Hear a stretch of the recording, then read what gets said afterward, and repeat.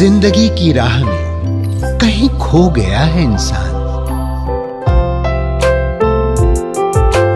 मंजिल मिल जाएगी, जरा खुद को तो पहचान।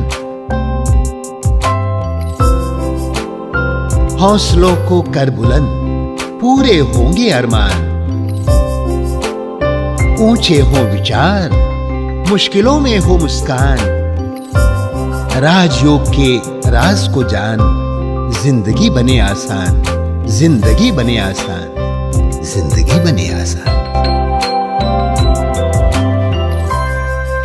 नमस्कार दोस्तों, ओम शांति। स्वागत है आपका हमारे प्रोग्राम जिंदगी बने आसान में। दोस्तों, जिंदगी में हम जैसा बीज बोते हैं वैसा ही फल पाते हैं। आज हम अपने फल को पूरी तरह से परिपक्व होने के लिए बहुत सारे रास्तों को अपनाते हैं। ऐसे रास्ते जो कई बार सही होते हैं और कई बार गलत होते हैं। हमें तय करना है कि क्या सही है और क्या गलत है। इसी बात के साथ हम शुरुआत करते हैं हमारी कड़ी की। हमारे साथ है ब्रह्मा कुमार मोहन सिंगल जी। ओम शांति। ओम शांति। स्वागत है आपका। धन्यवाद भाई जी, जिंदगी के बारे में आपने कई सारी बातें कही पिछले कड़ियों में, लेकिन जो सबसे ज्यादा स्पेशल बात जो हमें लगी कि हमें अपने अंदर का बैलेंस क्रिएट करना बहुत जरूरी है, तभी हम बाहर की चीजों को बैलेंस बना सकते हैं। जिंदगी को अगर बैलेंस बनाना है तो अपने आप को सबसे पहले देखें और फिर आसपास की चीजों को। भाई जी, पर मन, जिसके बारे में कई सारी बातें कही गई है कि वो एक घोड़ा है, वो एक चंचल घोड़ा है जिसके बारे में हम चाह करके भी उसे पकड़ नहीं पाते हैं, तो आपके हिसाब से मन पर कैसे नियंत्रण पाया जाए? आपने ठीक ही कहा कि मन के लिए बहुत बातें कही गई हैं, क्योंकि वो हमारे नियंत्रण में नहीं है। सोचने की गति भी ऐसी है कि कहाँ से कहाँ मनुष्य सोच लेता है। तो इसीलिए हमारे शास्त्रों आदि में कई जगह ये कहा है कि मन के हारे हार है, मन के जीते जीत। अच्छा। मन जीते जगत जीत, माया जीते जगत जीत। यानी बाहर की सब चीजें जीतना आसान है, लेकिन सबसे कठिन मन को जीतना है, संकल्पों को, अपने विचारों को। इसीलिए गीता में भी कहा है, मन मना भाव। और इस बात को अगर देखा जाए तो गीता का जो लास्ट श्लोक भी है सबसे, वो श्लोक भी इस बात को दर्शाता है, ये जो मन के एस्पेक्ट को। और ये मन का एस्पेक्ट जो है, इसको कैसे शक्तिशाली बनाया जाए, ये इसके लिए एक बहुत आवश्यक है, मन के विचारों पर नियंत्रण। तो इसके मैं समझता हूँ 3 एस्पेक्ट हैं जो हमारे मन को शक्ति दे सकते हैं। एक है मन का quantitative aspect, quantity of thoughts. उससे हम जान सकते हैं कि हमारा मन कितना शक्तिशाली है या कितना कमजोर है। मतलब हमारी जो क्वांटिटी, मतलब हम जितना सोच रहे हैं वो अगर कम है तो वो पावरफुल है, या कम है तो ज्यादा कमजोर है। ऑन एन एवरेज मन के जो विचार होते हैं, हर 2 सेकंड में एक विचार आता है मन में, ऑन एन एवरेज जी। इसका मतलब रफली 1 मिनट में 30 विचार के करीब आते हैं, 60 सेकंड में लगभग 30 विचार। और ये पूरे दिन भर में लगभग 25,000-30,000 विचार हो जाते हैं। तो that is fine, mind can handle it. लेकिन जब कोई ऐसा चैलेंजिंग सिचुएशन लाइफ में आता है तो ये क्वांटिटी ऑफ थॉट बढ़ने लगती है। 25-30 हजार से 40,000, 45, 50, 60,000 होने लगती है। तो फिर क्या है, मन के अंदर एक तनाव पैदा होता है और बहुत अनइजीनेस, रेस्टलेसनेस आने लगती है। तो क्वांटिटी ऑफ थॉट एक तो एडवर्स सिचुएशन में बहुत बढ़ने लगती है। फॉर एग्जाम्पल है, सडनली हमारे पास कोई मैसेज आया, मोबाइल में कोई न्यूज़ आई, हमारा कोई नियर एंड डियर का एक्सीडेंट हो गया, बड़ी सीरियस कंडीशन में, आदि आदि। हमारे विचारों की संख्या बहुत, क्या है, कैसे, क्या होगा उसका, अभी तो ये फैमिली है, बच्चे हैं छोटे, आदि आदि क्वेश्चंस कितने सारे आने लगते हैं मन में, और कहीं ना कहीं हम उसे नियंत्रण में नहीं पा सकते उस वक्त। तो इसके नियंत्रण के लिए दूसरा एस्पेक्ट है क्वालिटी ऑफ थॉट्स।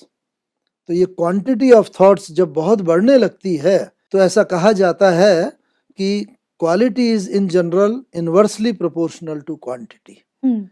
तो क्वालिटी ऑफ थॉट और क्वांटिटी ऑफ थॉट ये इनवर्सली प्रोपोर्शनल है आपस में।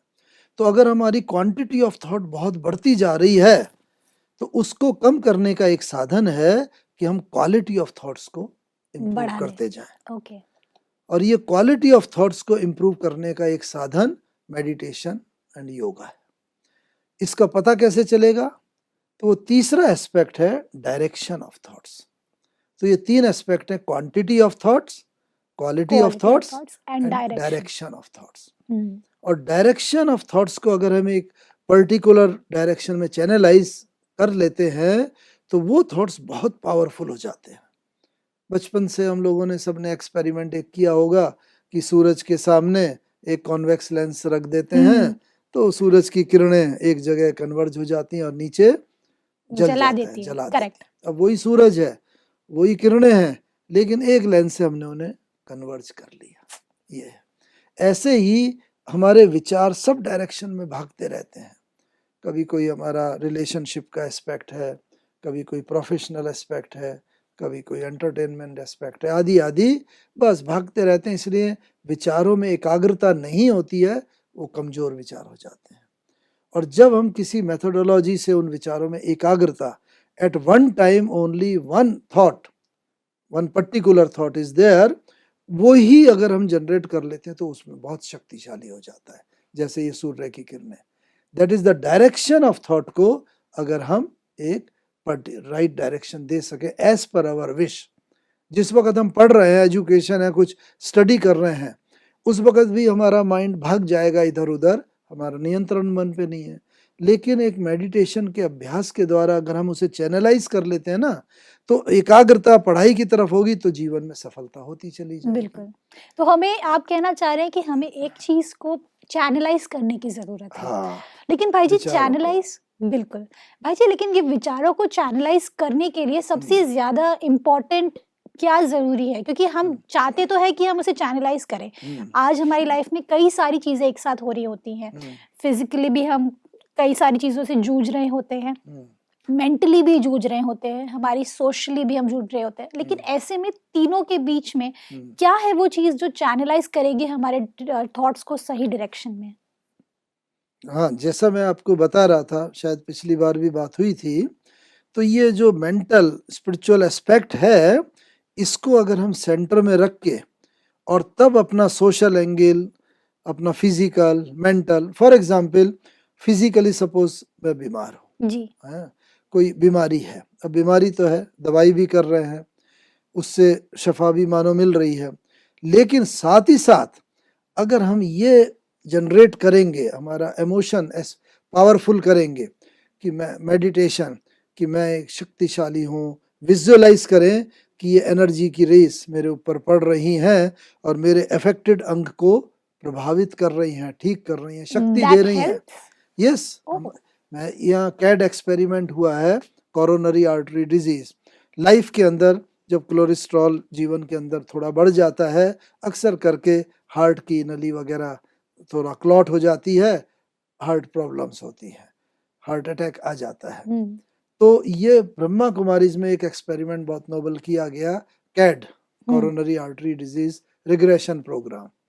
उसमें क्या होता है कि नॉर्मल डिजीज वगैरह में जो नॉर्मल दवाई आदि वो होता है, लेकिन लाइफ स्टाइल उसको चेंज किया जाता है और थोड़ा फिजिकल एक्सरसाइज, थोड़ा उसके अंदर फूड रिस्ट्रिक्शन आदि वो होता है। लेकिन सबसे बड़ी बात है ये मेंटल एस्पेक्ट को पावरफुल करना, और जब ये साथ में किया जाता है तो वर्ल्ड ओवर के इस एक्सपेरिमेंट्स के साथ कंपेयर किया गया और देखा गया कि इसके रिजल्ट तो वंडरफुल हैं। और ये ऐसे वंडरफुल हैं जिनके जो यहाँ आते हैं और जो 10 कदम भी नहीं चल पाते थे, वो यहाँ इस एक्सरसाइज के, मेंटल एक्सरसाइज के द्वारा 1 हफ्ते के कोर्स के अंदर ही वो 2-3-4 माइल चलने योग्य हो जाते हैं। और जिनकी एंजियोग्राफी के अंदर अनेक आर्टरीज क्लॉट आई थी 90-95% तक, लेकिन उनके बाद 6 महीने के बाद, 3 महीने के बाद जब उनका अगेन एंजियोग्राफी की गई,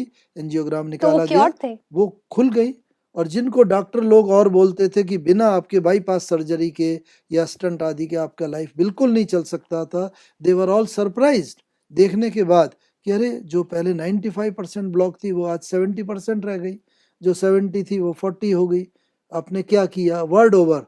तो वर्ल्ड ओवर में ये प्रेजेंट किए गए रिकॉर्ड्स, तो ये मेडिकली प्रूफ हो गया कि along with the physical aspect, if this emotional and spiritual and mental aspect is also taken care, हम आवश्यकता ये अपने मन को शक्तिशाली करने की। और मन शक्तिशाली कैसे होगा? हमारे विचारों के द्वारा ही। हम विचार करेंगे मैं शक्तिशाली, मैं स्वस्थ हूँ, वास्तव में हम स्वस्थ होते चले जाएंगे। It will be an additional factor. तो ये कल्पना की बात या भावनाओं की बात नहीं है। The results on more than 1500 patients, Oh, 1500 patients have been cured? Yes Oh, 10 से wow. 12 साल के अंदर ये एक्सपेरिमेंट जो किए गए हैं, and government of India was involve in, president Abdul Kalam he has given this aspect. और किस आधार पे? डीआरडीओ में। तो उन्होंने ये एक वर्क दिया था, ब्रह्मा कुमारीज मेडिकल एजुकेशन, जो मेडिकल एजुकेशन से कनेक्टेड हमारा ग्लोबल हॉस्पिटल है, उसको ये दिया था कि भाई हमारे सैनिकों के अंदर, ऑफिसर्स के अंदर ये बाईपास सर्जरी की आवश्यकता बहुत एंड बहुत महसूस करते जा रहे हैं। Hmm. क्लॉटिंग होती जा रही है। क्या करें कि विदाउट ऑपरेशन ये ठीक हो जाए। तब ये एक्सपेरिमेंट हाथ में लिया गया था and it came out with the success, flying colours. Wow. तो आवश्यकता इस बात की है कि इस बात को भी हम एक तजवीज़ देंगे तो फिजिकल एस्पेक्ट के साथ साथ ये मेंटल एस्पेक्ट, हमारे मन को हम शक्तिशाली करेंगे, तन हमारा ऑटोमेटिकली, इसीलिए कहा है मन जीते जगत जगत जीते। जीत।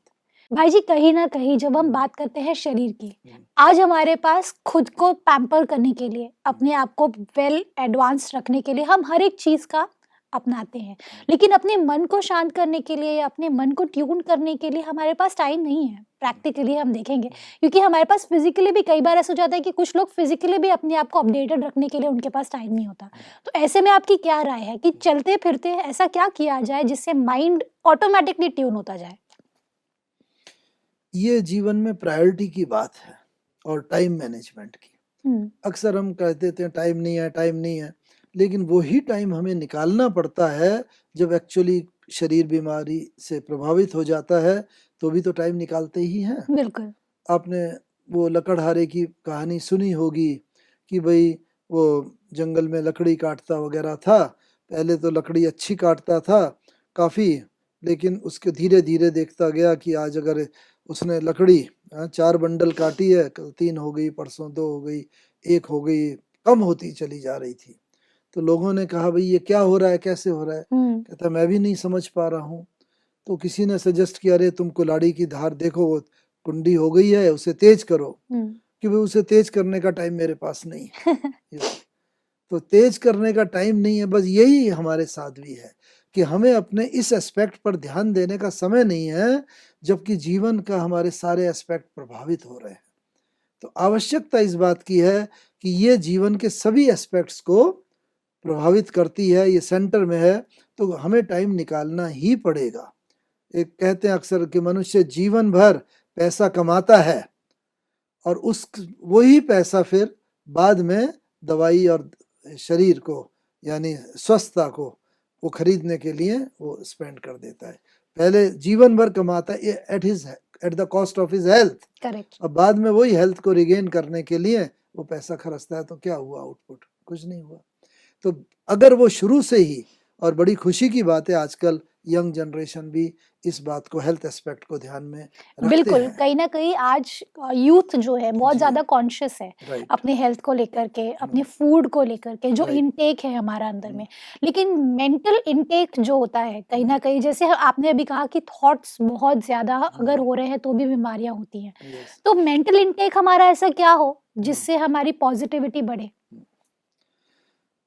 इसके लिए ये आवश्यक है, meditation is one of the remedy for this. Okay. और साथ ही साथ होलिस्टिक हमारा लाइफ स्टाइल। तो लाइफ स्टाइल हमारा होलिस्टिक से तात्पर्य यही है, एक तो फिजिकली थोड़ी एक्सरसाइज वगैरह करें, ये आवश्यक है।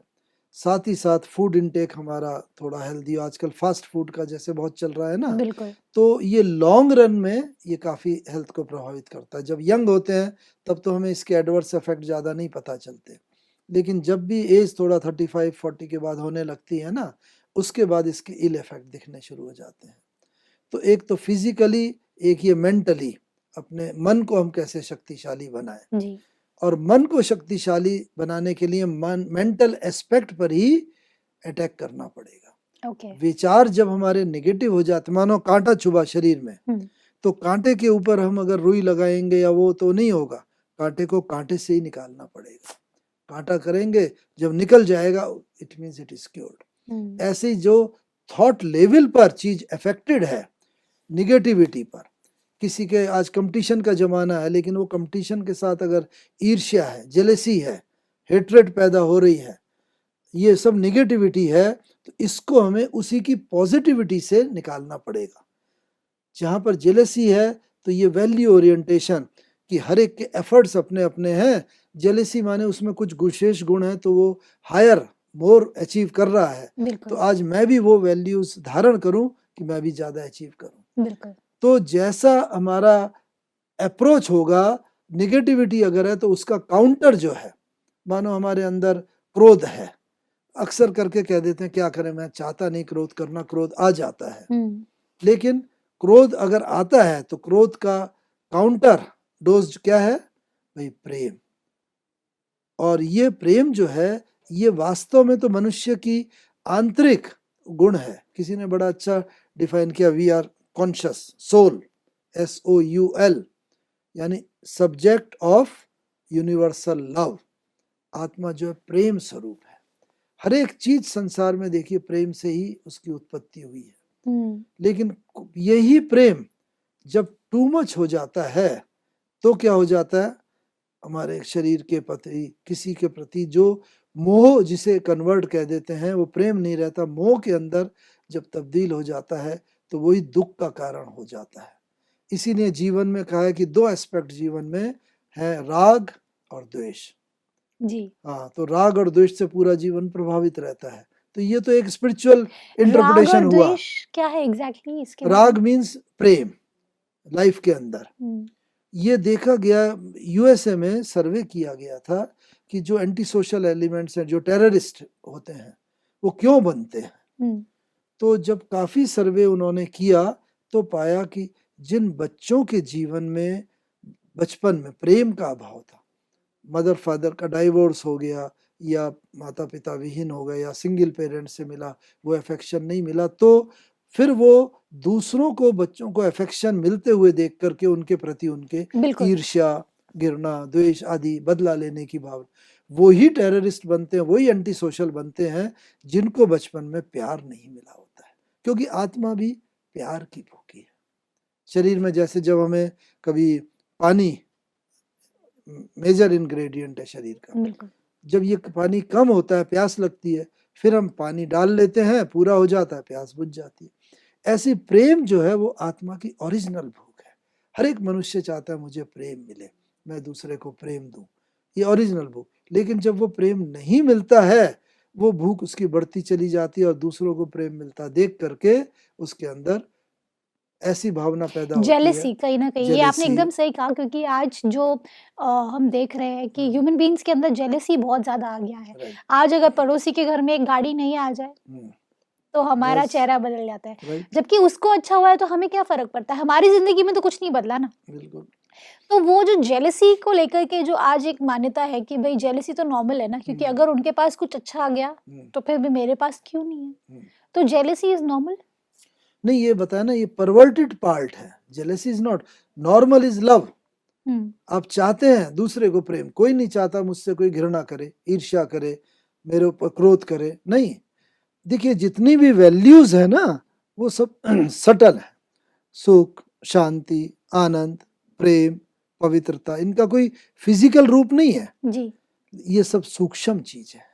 इसी प्रकार से वो घृणा, ईर्ष्या, द्वेष, वो इसके नेगेटिव रूप है। अच्छा। तो आवश्यकता ये है कि अब जब कभी नाइट हो गई, रात हुआ, अंधेरा हुआ, आप अंधेरे को बाहर कैसे निकालते हैं? एक स्विच ऑन किया, लाइट हुई, अंधेरा अपने आप चला गया। ऐसी अगर घृणा है, ईर्ष्या है, द्वेष है, उसको आपको निकालने की जरूरत नहीं, वो तो घर कर गया है। आप इसके जो एंटीडोट्स हैं, प्रेम है, शांति है, सद्भावना है, रिस्पेक्ट है दूसरों के लिए, वो अगर जनरेट करेंगे तो ये चीज आप ऑटोमेटिकली बाहर निकलती जाएगी। अंधकार है ये, प्रकाश आएगा, अंधकार निकलता जाएगा। यही टीचिंग्स हैं कि ये पॉजिटिविटी जितना करेंगे तो नेगेटिविटी निकलेगी, और जितना नेगेटिविटी निकलेगी उतना आप जैसे बीमारी से मुक्ति बाहर पाते निकल जा रहे हैं, पाएंगे। क्योर होते। ये कॉन्शियसनेस आत्मा की बीमारी, शरीर की बीमारी है जैसे नींद नहीं आना, ब्लड प्रेशर, एसिडिटी आदि आदि, ऐसे ये आत्मा की बीमारी है, कॉन्शियसनेस की कमजोरियां हैं कि कहीं घृणा, ईर्ष्या, द्वेष, क्रोध, अहंकार, बदला की भावना बिल्कुल आदि आदि। भाई जी, आपने ऐसे एकदम सही कहा। लेकिन कहीं ना कहीं जब हम बात कर रहे होते हैं सोच की, तो हम कहते हैं कि जैसा हम सोचते हैं वैसा हम बन जाते हैं। राइट। लेकिन आज जो एक लाइफ का कंपस है, जो एक डायरेक्शन हम आगे बढ़ते जा रहे हैं, उसमें हमें पता ही नहीं है कि हम सही रास्ते जा रहे हैं कि गलत रास्ते जा रहे हैं। हम बस आगे बढ़ते जा रहे हैं, हमें पता ही नहीं है कि वो कौन सा ऐसा कंपस है जिससे हम अपनी लाइफ को सही डायरेक्शन में लेके आगे बढ़ सके। तो आपके हिसाब से क्या है वो? बिल्कुल आपने ठीक कहा, जीवन के लिए एक कंपास की आवश्यकता है। जैसे कहीं पर जाते हैं उससे हमें डायरेक्शन मिलती है, जी ऐसे ही लाइफ के अंदर भी ना कंपास की आवश्यकता है। वो कंपास क्या है? जिस दृष्टिकोण से हम देखेंगे हमें अलग अलग, लेकिन इजीएस्ट मोस्टली जो अवेलेबल है, एक तो हमारे जो एल्डर्स हैं उनकी guidance, the wisdom of the older people. हम माने न माने चाहे, लेकिन उन्होंने जीवन के अंदर जो विजडम धारण की है, एक तो उसकी आवश्यकता है। दूसरी इसके साथ साथ एक एजुकेशन से तात्पर्य केवल यही नहीं है कि डिग्री हासिल कर लेना, ये भी जरूरी है। मनुष्य के अंदर जब फिजिकली वेल ऑफ होगा, वो अच्छी पोस्ट होगी, ज़्यादा अर्निंग करेगा तो शांत सुखी रहेगा। लेकिन उसके साथ साथ देखा गया है कि आज के समय में कि जितना वो हायर बढ़ता जाता है उतना एडिक्शन भी उसके कई बार बढ़ते चले जाते हैं। करेक्ट। तो ये हमारी सोच जो है ना, धन जैसे कोई बुरी चीज नहीं है, लेकिन धन को एसोसिएट कर दिया है कि ऐशो आराम उनके साथ। अगर हम अपने देवी देवताओं को देखें, कितनी संपन्नता थी, हीरे जवाहरात के उनके शरीर में पड़े हैं, सारी संपन्नता है, लेकिन उस संपन्नता के होते हुए वो दिव्य गुणों से मतलब ओतप्रोत है। बिल्कुल। तो आवश्यकता यह है कि धन भी कमाए, लेकिन दिव्य गुणों रूपी धन ये भी कमाए। आज आवश्यकता मकान की है, नेसेसिटी लाइफ की, लेकिन वो मकान के साथ हमें अगर हमारी कॉन्शियसनेस आत्मा के मकान का ज्ञान होगा कि मैं बेसिकली परम धाम की रहवासी हूँ, मैं इस संसार में एक्टर हूँ, एक्ट करने के लिए आई हूँ, तो क्या होगा कि जैसे एक एक्टर आता है, अब 2-3 एक्टर हैं, सब फ्रेंड्स हैं आपस में, लेकिन एज ए रोल के अंदर कोई मालिक है, कोई नौकर है, कोई राजा है और कोई विलेन है, वो वही एक्ट करते हैं। तो वहां पर वो एक्ट कर रहे हैं, लेकिन जैसे एक्टिंग पूरी हुई उनको अपने घर में जाते हैं एज ए फ्रेंड बैक। तो अगर यही दृष्टिकोण हमारा रहे कि वी ऑल आर एक्टर्स, ये यहाँ पर इस सृष्टि रूपी नाटकशाला में, जैसा शेक्सपियर ने कहा था कि ये सृष्टि एक रंगमंच है, हम सब एक्ट कर रहे हैं, तो हम सब एक्टर हैं। किसी को हस्बैंड का रोल है, किसी को वाइफ का, किसी को फादर का, किसी को सन का, तो we are playing the part. तो उससे क्या होगा, पार्ट हम बहुत अच्छी तरह प्ले करेंगे, लेकिन ध्यान में, बुद्धि में यही रहेगा कि मैं ये पार्ट प्ले कर रहा हूँ। पर भाई जी, उनके डायलॉग्स जो हमारे को एक्टर्स हैं, हाँ। जैसे आपकी भाषा में कहे तो जी। कि हमारे को एक्टर्स हैं, तो उनकी जो स्क्रिप्ट है वो कहीं ना कहीं हम पर भी तो हावी होती है। कई बार हम उनकी जो बातें हैं वो हम पर भी लागू होती है, हमें भी हाँ। लगता है कि हमें तकलीफ हो रही है उस बात से। राइट। तो ऐसे में क्या किया जाए? देखिए, जैसे कोई भी बीमारी फैलती है, लेकिन किसी किसी को ही वो बीमारी का असर होता है, सबको नहीं होता। बिल्कुल। क्योंकि उनके अंदर वो वीकर एलिमेंट है, उसने वो बीमारी के कीटाणुओं को कैच किया और उसे बीमारी हुई, सबको नहीं होती है। इसी प्रकार से एनवायरनमेंट में भले वीकनेस है, लेकिन अगर मुझे वो वीकनेस प्रभावित कर रही है, इसके अंदर, मेरे अंदर उसके लिए ऐसा एनवायरनमेंट ऑलरेडी क्रिएटेड है कि मैंने उस वीकनेस को पकड़ लिया, यानी वो उसके प्रति, बात के प्रति ना मैं बड़ा रिसेप्टिव हूँ। ओके। तो इस कारण से हमें ये देखना है कि जो भी निगेटिविटी है वो तो एनवायरनमेंट में है ही है, हमारे एजुकेशन में, सोसाइटी में, मीडिया के अंदर, हर एक जगह, लेकिन उसमें से होते हुए भी मैं उससे प्रभावित ना हूँ। तो इसीलिए जैसे किसी एपिसोड में हमने कहा था, इनर नेचर और आउटर नेचर की बात। करेक्ट। तो अगर मैं काफी सफिशिएंटली स्ट्रांग हूँ, मेरी इनर नेचर स्ट्रांग है, तो बाहर की नेचर जैसी भी होगी लेकिन मैं उससे प्रभावित नहीं होऊंगा। बहुत अच्छा तो भाई जी, आवश्यकता ही ये बात की है। एकदम सही कहा आपने। जी। कहीं न कहीं अगर हम अपने आप को अंदर से देखें, तो हम्म, हमें रियलाइज़ होगा कि हमारी खुद की इनर नेचर जो है, वो एक्सटर्नल नेचर को ऑटोमैटिकली कन्वर्ट कर सकता है। राइट। इसी बात के साथ आज की श्रृंखला को हम एंड करते हैं। अगली बार फिर आपसे मिलेंगे इसी प्रोग्राम में, ज़िंदगी बने आसान। थैंक यू सो मच भाई जी। धन्यवाद। ओम ओम शांति। शांति। दोस्तों, ज़िंदगी जिसके बारे में कई सारी बातें कई सारे लोगों ने कही हैं, लेकिन आज हमने जाना कि ज़िंदगी इतनी भी मुश्किल नहीं है जितना हम जानते हैं और हम सोचते आ रहे हैं आज तक। हमें समझने की ज़रूरत है कि आसान बनाने के लिए ज़िंदगी को हमें अपने आप से पहल करने की ज़रूरत है। अपने आप के अंदर देखने की ज़रूरत है, अपने इनर कॉन्शियस को जगाने की ज़रूरत है। इसी बात के साथ आज के एपिसोड को आज हम एंड करते हैं। कल फिर आपके शो में मिलेंगे, ज़िंदगी बने आसान। ओम शांति।